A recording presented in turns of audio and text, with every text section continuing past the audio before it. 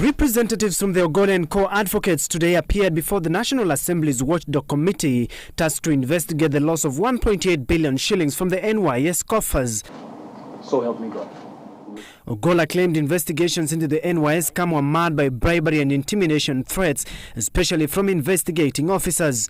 I was harassed, intimidated, threatened, and finally openly told that I would need to bribe them to secure a report clearing me of any wrongdoing. Ogola's woes reportedly began when he refused to offer any bribe.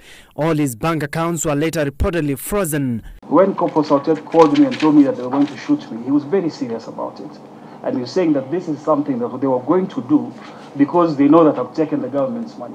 One way or the other, your concerns about you being fixed, this is how I understand what you're saying here, will be found in something.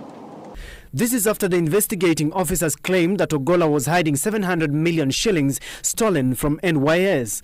The Public Accounts Committee had to conduct its sittings in camera to get particular names of the alleged investigating officers.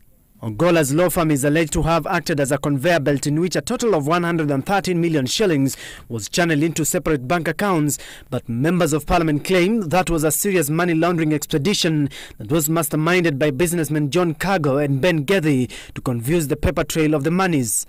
And that is perfectly how money laundering works.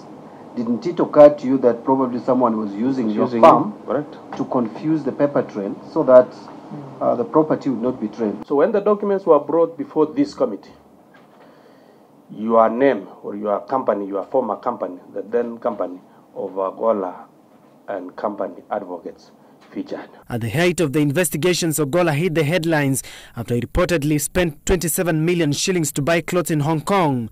But Ogola told MPs that was part of his setup. The National Assembly's Public Accounts Committee is racing against time to ensure it interrogates all the suspects and witnesses entangled in the NYS scam. Tomorrow, the NYS Director of Finance will be on the hot seat to shed more light on the same. Stephen Leto for Citizen TV in Parliament Buildings.